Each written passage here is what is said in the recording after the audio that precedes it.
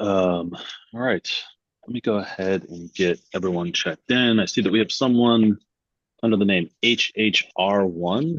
Sir, if you could just give me your full name and tell me who you're representing here today. My name is Brian Howard. I'm the owner of the property. Okay, great. Mr. Howard, are you expecting anyone else to join us here on the applicant owner side of this today? Potentially Notice was going to join, but I think he's actually teaching class in Miami right now, so he may not be Gotcha. able. Okay, notice architect, right? Yes. Yeah. Okay. Do you want to get started without him then? Yeah, that's fine. Okay, great. All right. And then I see we also have Wes Menzel here from the zoning department. Welcome, Wes. Morning. All right, let's get started.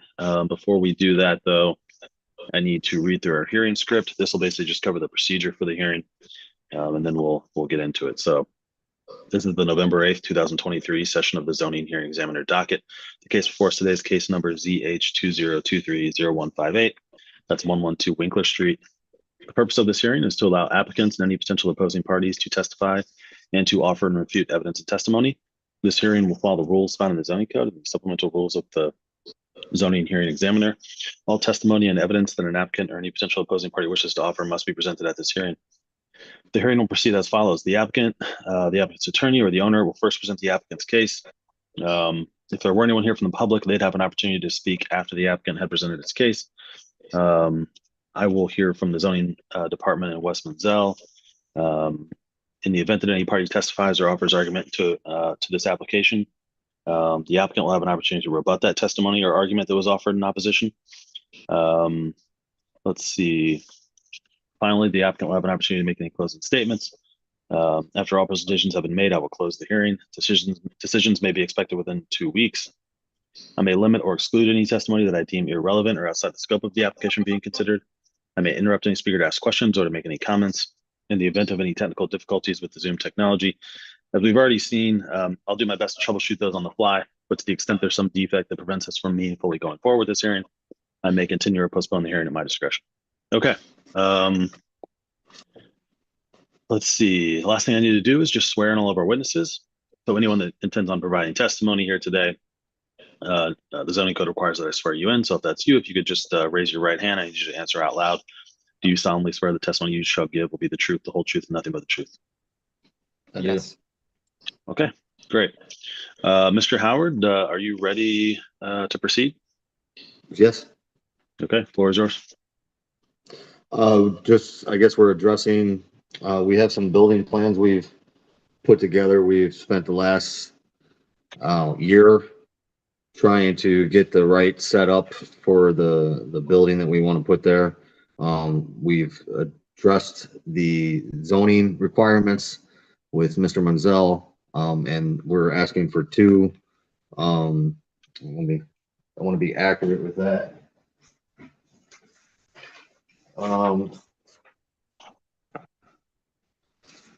We're asking for a height variance and a cut variance or allowance.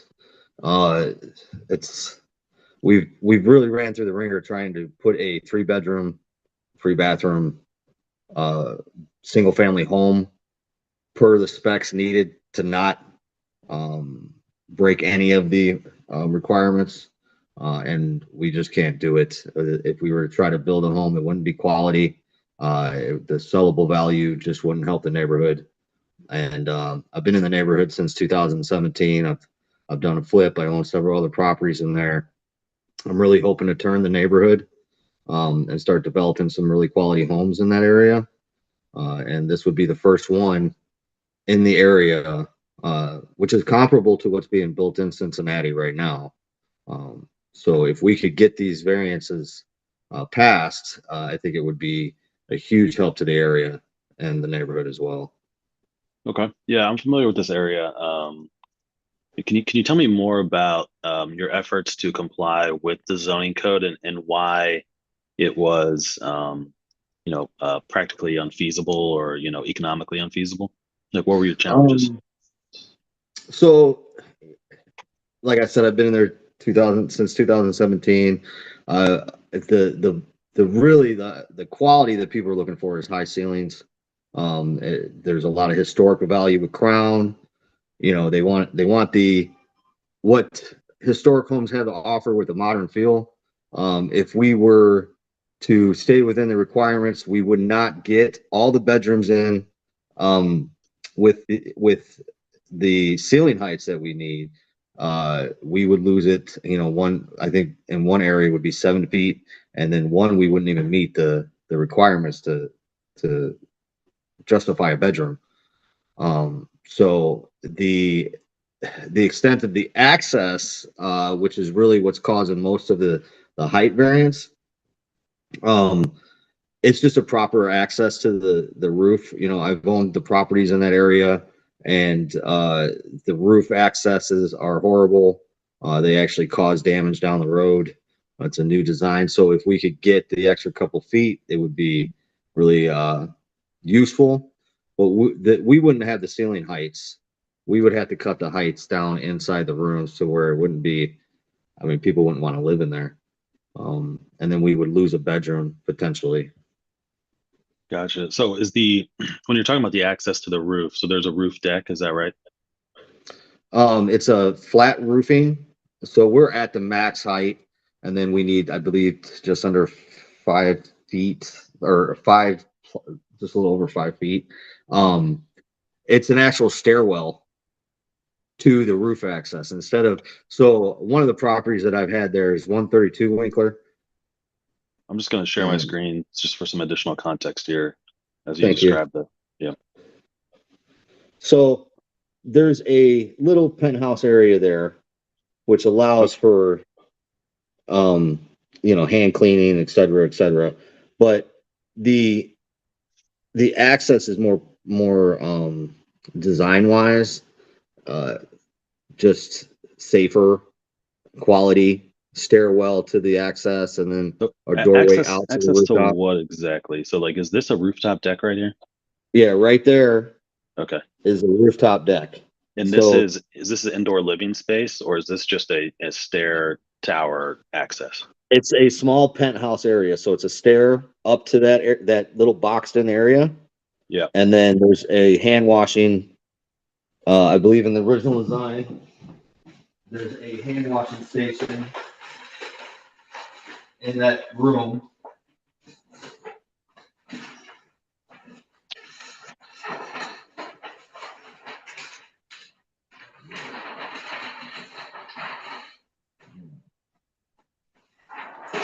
David, one more page down shows the stairwell. There it is. Got it.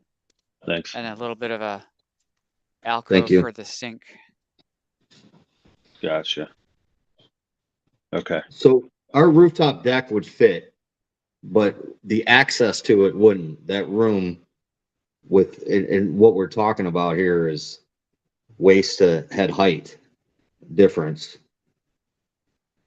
Gotcha. So this is primarily for access to the roof terrace. Is there room here for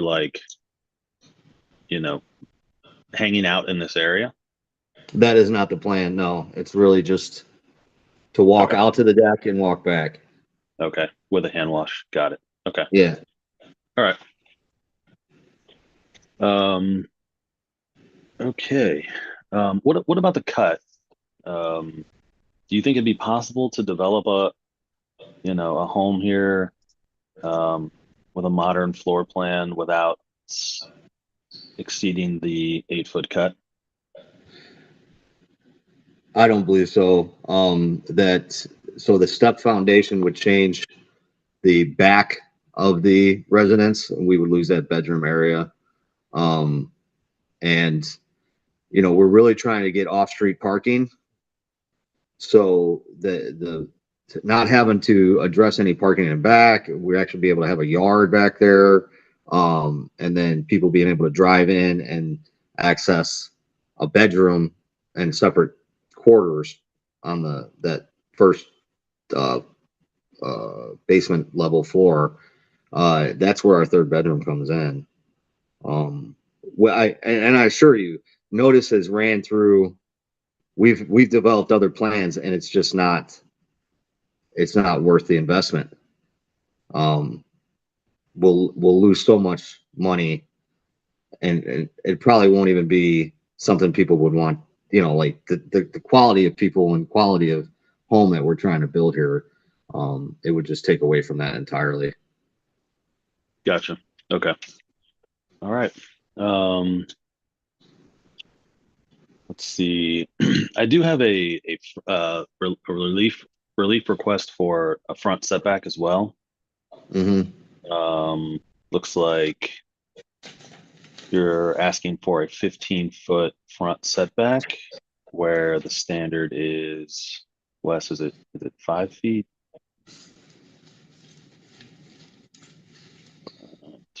I think it's 20 feet.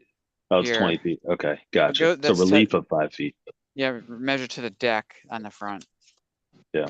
If So you you, want to be a little bit closer to the street. Why is that? well, there's a lot of homes that they do have the decks out in front up to the back of walk.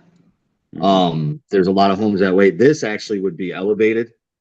So, you know, you drive the car under into the garage.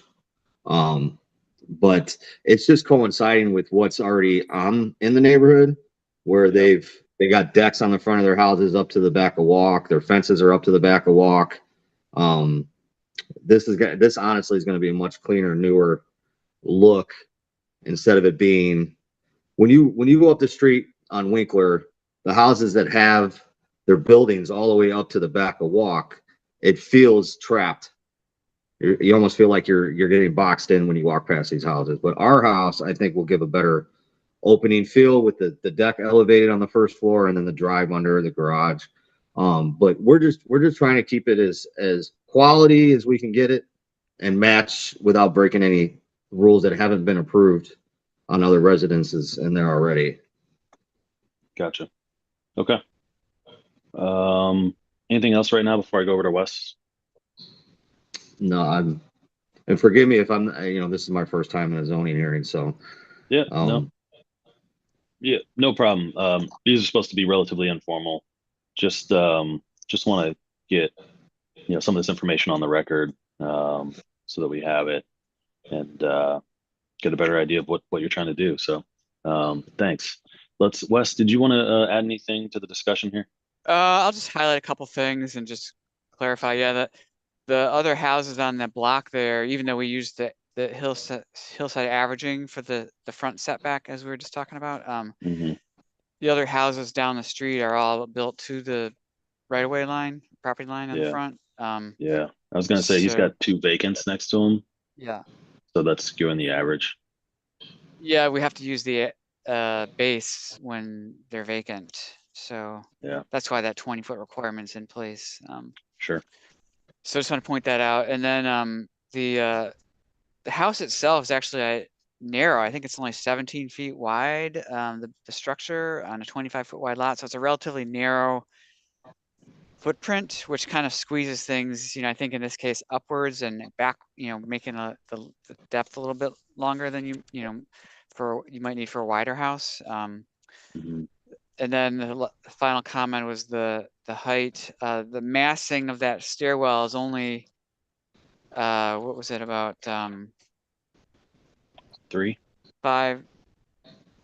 6 feet wide at the front. So it's, you know, really pretty narrow massing that's exceeding the height. Yeah, and then for the depth, I think of about 10 feet in depth for that. Looking at that side view drawing, shows the distance back, that the height exceeds the limit. It's just 3 feet, right? Yeah, that's what I was calculating. Combination of the front view shows the angled roof in that stairwell, and then the side view shows the massing, or the depth of it. So fairly small massing that exceeds the height limit. I understand there's some discussions about removing stair towers altogether from height calculations. Is that right? There is, yeah. That's it's beyond more than a discussion. I think it's in like draft writing phase mode or so. I think you're right. I think you're talking to the person drafting it. Oh, But okay. you know, this is, you know, a bit of an aside. Would you, because this does have that little hand washing space, would you consider this, Wes, to be just a stair tower that's excluded if that legislation passes, or would this still fall under like living space technically?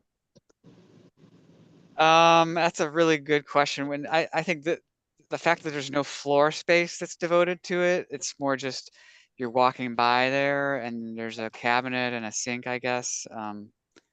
So, I mean, I don't know. That's probably pushing it Yeah. a little bit, but I think it's probably okay in Okay. this case. But Okay. All right. Anything else, Wes, on the that's relief it. here today? Okay. Yeah. All right. Thanks. Mr. Howard, anything you wanted to say in response to Wes or any of my questions? Well, no, Wes, I think Wes is great. He's been very helpful this whole time. I'm just really excited to try to get to, you know, like I said, I've been in there a long time. The neighborhood needs a revamp.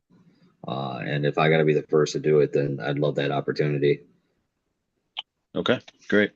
Yeah, I agree. I think it would be great to see some investment in this part of the neighborhood. I think that the requests are reasonable, and to try to comply strictly with the zoning code creates practical difficulties that would prevent this infill investment from happening. So I'm going to approve the application. I need to formalize that approval in a written decision. I mentioned at the beginning that typically takes about 2 weeks. As soon as I have the written decision completed, I put into a PDF and I'll email it to both you and to Wes.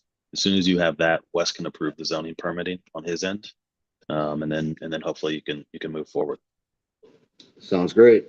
Okay. Any questions about any of that? No, thank you both very much. Sure. Yeah, absolutely. Looks like a great project. Wish you the best of luck.